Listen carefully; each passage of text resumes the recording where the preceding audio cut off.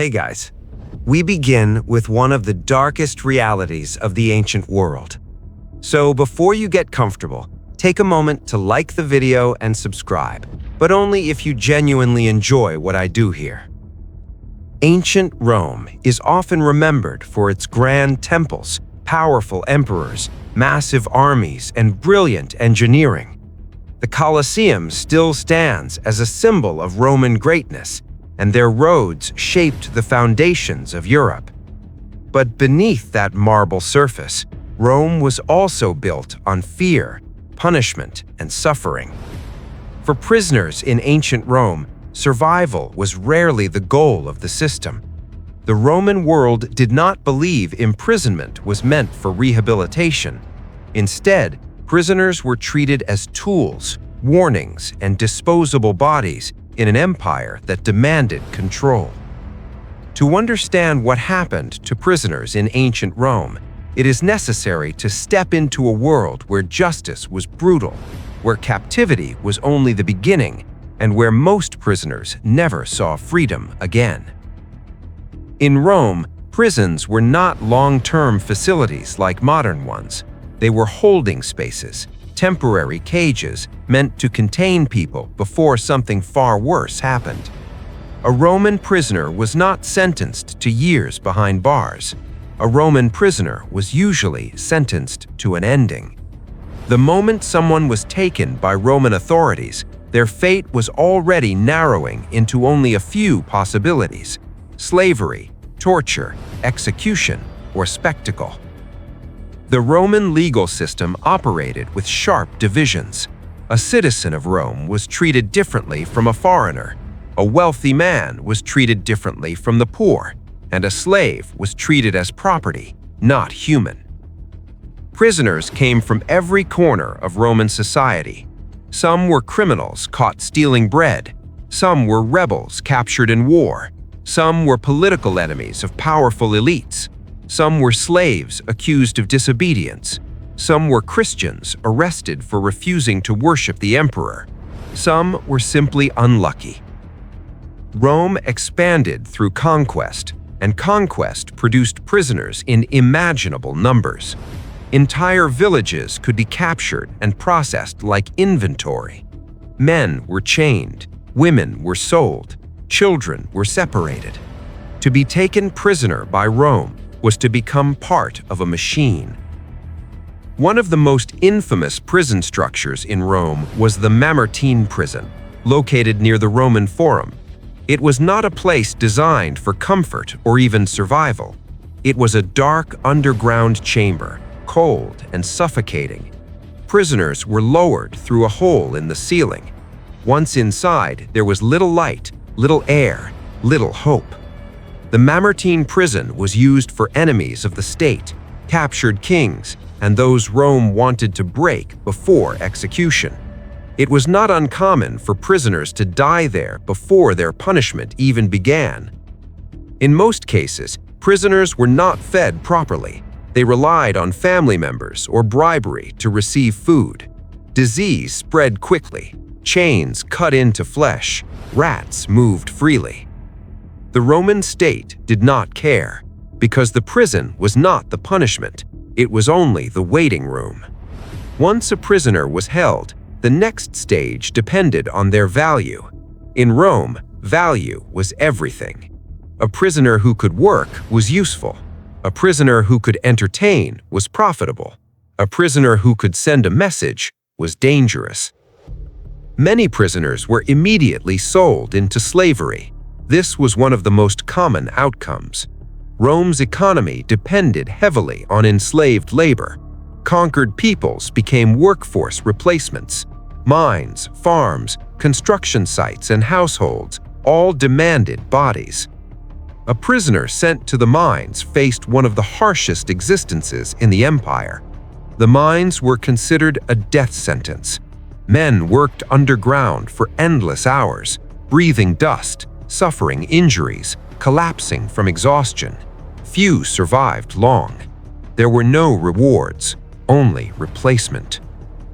Other prisoners were sent to build roads, drain swamps, or row in galleys. Roman galleys required relentless physical strength. Prisoners chained to oars were beaten if they slowed. Many died without ever stepping onto land again.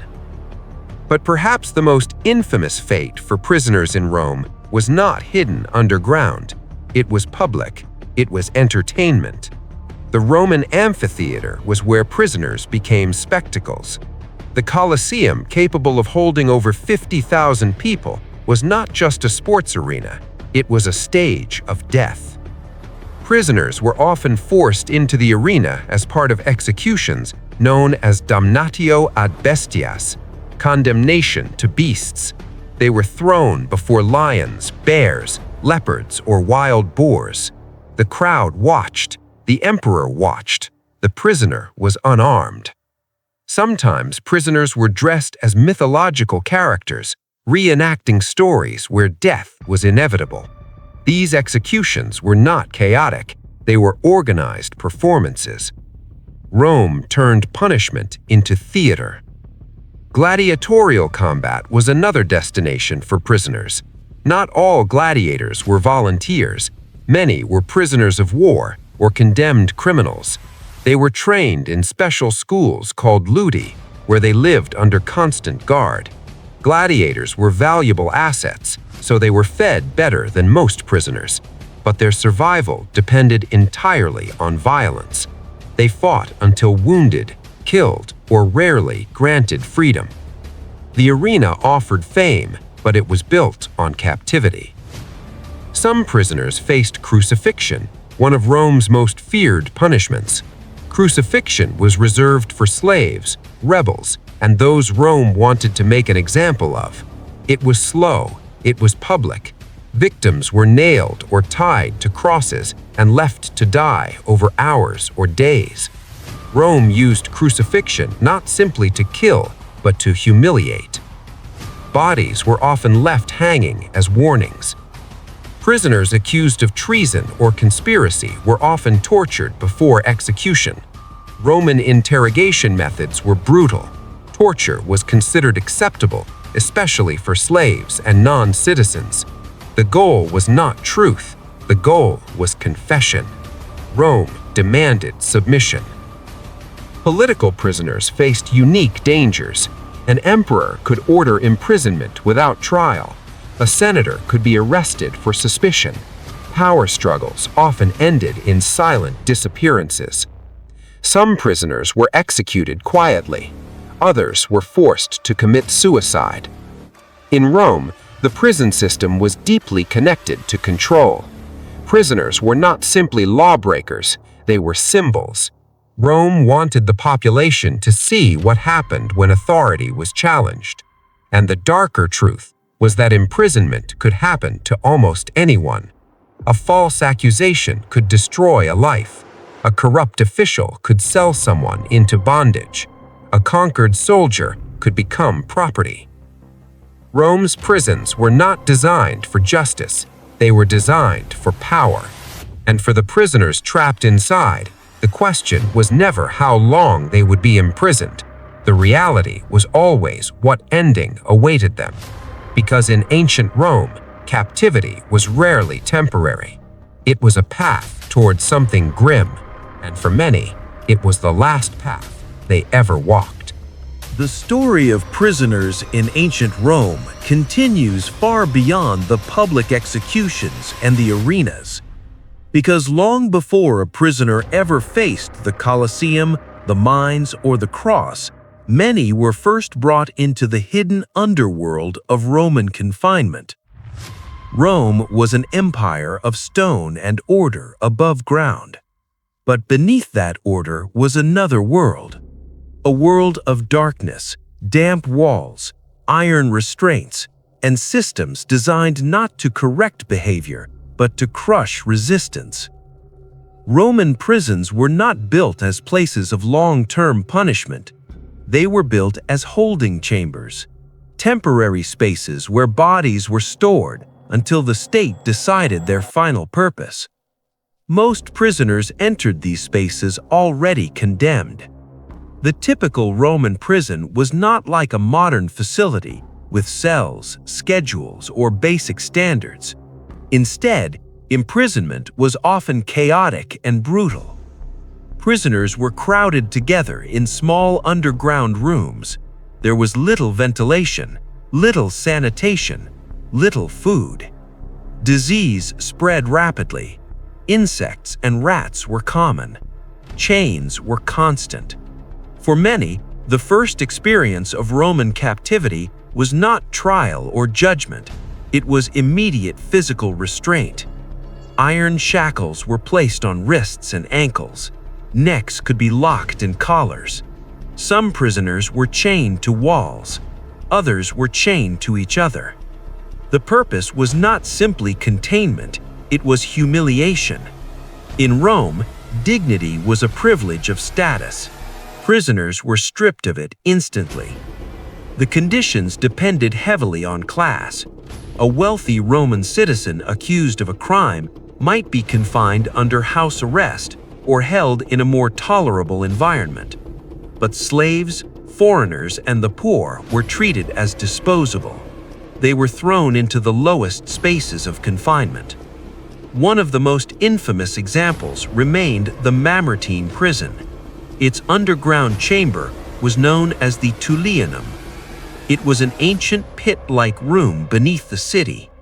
Prisoners were lowered down into it. The air was thick, the walls were wet, the darkness was complete. This was not a prison meant for survival, it was meant for waiting. Captured kings and rebel leaders were held there before execution. Rome used imprisonment as a way to break the spirit before death.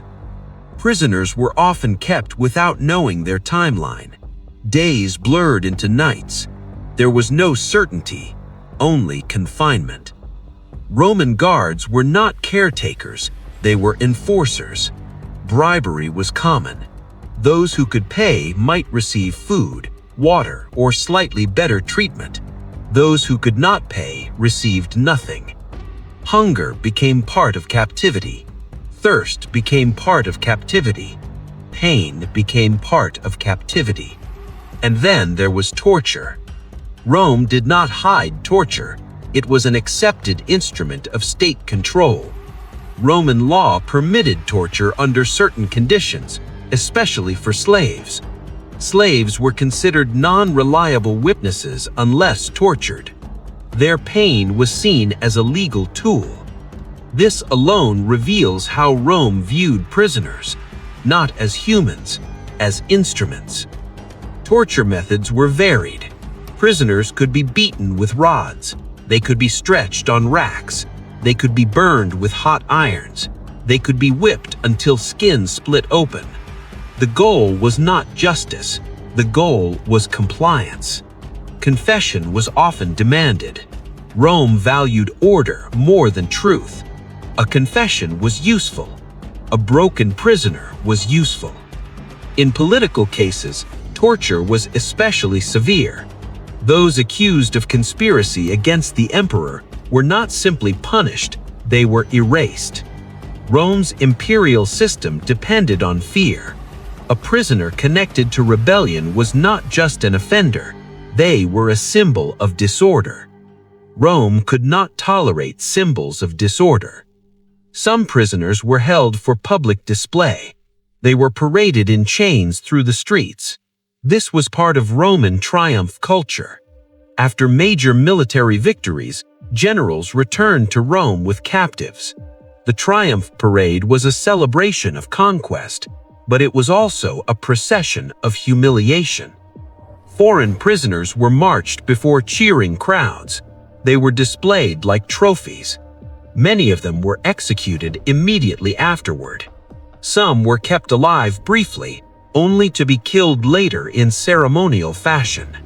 Rome turned prisoners into proof of dominance. Not all confinement was underground. Some prisoners were held in military camps. Others were held in makeshift stockades. Rome's expansion created endless waves of captives. The empire could not build enough prisons for them all. Instead, prisoners were processed quickly into outcomes: execution, slavery, forced labor, spectacle. In Rome, imprisonment was not meant to last, it was meant to transition. For many prisoners, the next transition was labor. The Roman state needed constant manpower. Prisoners became workforce replacements. Those condemned to hard labor were sent to quarries. Stone extraction was brutal. Men worked under the sun, chained, watched, and beaten. Injuries were common. Death was expected. Others were sent to salt mines. Salt mining was especially deadly. The air damaged lungs. The work destroyed bodies. Rome considered these places worse than execution because they prolonged suffering. Another grim destination was the galleys. Although Rome more commonly used slaves than prisoners for rowing, captives were still forced into maritime labor. Rowing required relentless motion. Chains prevented escape. Discipline was harsh. The sea became another prison.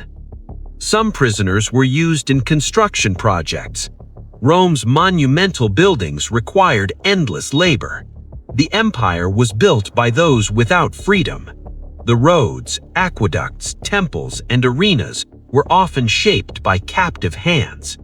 Prisoners built the structures where other prisoners would later die. Roman punishment was circular. Captivity fed the empire. The legal system reinforced this. Roman courts did not operate equally. Punishment depended on social rank. A citizen might face exile. A slave might face crucifixion. A foreign captive might face the beasts. Rome's justice was not blind, it was hierarchical. And the lower someone stood in society, the harsher their fate. Women prisoners faced unique outcomes. Many were not imprisoned for long, they were sold. Sexual exploitation was widespread. Female captives from conquered territories were absorbed into slavery markets. Some became household servants, others were forced into brothels. Rome's economy included sexual slavery as a normalized institution. Children captured in war were also processed. Young boys could be trained as servants or laborers. Young girls could be sold into domestic slavery. Families were separated permanently. Rome did not recognize captive family bonds, only ownership. Some prisoners were kept for ransom. Wealthy captives could be exchanged, but this applied only to those with value. Most prisoners had no value beyond labor or death. In the Roman world, imprisonment was never neutral. It was never simply confinement. It was part of a larger machine of power. A prisoner was not someone waiting for reform. A prisoner was someone waiting for use. And the Roman state always found a use. As the empire grew, so did the scale of captivity. By the height of Roman power, millions lived as slaves. Many began as prisoners, captured, chained, processed, forgotten. And for those held underground, in darkness awaiting the next stage, survival was not a right, it was an accident. Because in ancient Rome, prisoners were never meant to return to life as equals. They were meant to disappear into the empire's system. And the deeper truth was that Rome's greatness was inseparable from this grim foundation. A civilization of marble above, a civilization of chains below. And for the prisoners trapped within it, the story did not end in confinement. It continued towards arenas, executions, and spectacles that turned suffering into public ritual. The fate of many prisoners in ancient Rome did not remain hidden in underground chambers. For countless captives, the final stage of punishment was not silence, it was spectacle. Rome understood something deeply. Fear was most effective when it was public. Control was strongest when it was performed. And nowhere was Roman punishment more visible than inside the amphitheater. The Colosseum, completed under Emperor Titus in the 1st century, was not simply an architectural achievement, it was an empire's theater of dominance. A structure built to gather tens of thousands, a structure built to transform violence into entertainment. For prisoners, it was one of the most infamous destinations imaginable. Because in Rome, the arena was not reserved only for gladiators. It was also a place of execution, a place where prisoners became part of the show. The Roman crowd did not attend games expecting sport alone. They expected death. Executions were integrated into the schedule of public events, often held at midday between gladiatorial contests. These killings were not side events, they were essential. They reminded the people of Rome that the state held absolute power over life. Prisoners condemned to the arena were usually criminals, rebels, slaves, or foreigners. Citizens of high status were rarely subjected to such deaths. Arena execution was considered a punishment of disgrace. To die in the amphitheater was to be reduced to an object, a tool for entertainment. One of the most common forms of arena execution was known as damnatio ad bestias, condemnation to the beasts. Prisoners were brought into the sand unarmed. They faced lions imported from Africa, leopards from distant provinces, bears, bulls, and wild boars. The animals were kept starving to ensure aggression. The execution was staged carefully. Gates opened, the crowd watched, the prisoner ran, stumbled, or froze. The beasts attacked. Rome turned nature into a weapon. These deaths were not random, they were planned displays. Sometimes prisoners were tied to stakes. Sometimes they were dressed in costumes. Sometimes the execution reenacted mythological stories.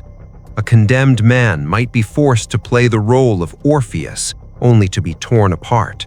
A condemned woman might be forced into a staged myth, only to be killed at its conclusion. Rome merged punishment with narrative. Death became performance. Another form of execution was burning. Prisoners could be placed on platforms and set alight. This was often used for those accused of arson or sacrilege. Fire served as both punishment and warning. The smell carried through the amphitheater. The message was unmistakable. Rome decided who belonged. Rome decided who vanished. Crucifixion, though usually carried out outside city walls, was also linked to public display.